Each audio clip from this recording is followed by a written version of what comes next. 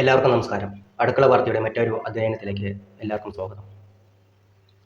ഞാനിന്ന് നിങ്ങളോട് പങ്കുവെക്കാൻ വേണ്ടി പോകുന്നത് നമ്മൾ ഓരോരുത്തരും കരുതലോടെ കാത്തിരിക്കേണ്ട ഒരു കാര്യത്തെക്കുറിച്ചാണ്.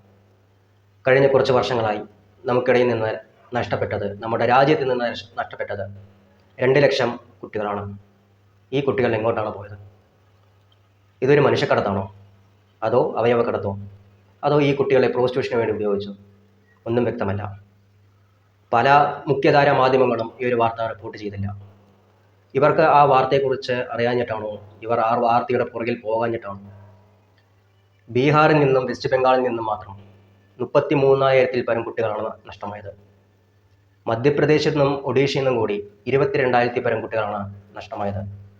ഇത് 2025 ഡിസംബർ 3-ന് ഈ ഒരു ചോദ്യം പാർലമെന്റിൽ വന്നില്ലെങ്കിൽ നമ്മൾ ആരും ഈ ഒരു കാര്യം അറിയില്ലായിരുന്നു.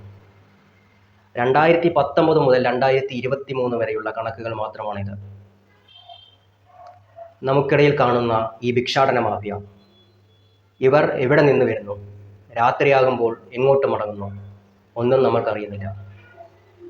ഒരുപക്ഷെ ഇവരെ കൊണ്ടുവരുന്നത് ആരാണ്? ജാഗ്രതയോടെ നമുക്കും കാത്തിരിക്കാം നമ്മുടെ കുഞ്ഞുമക്കൾക്കായി.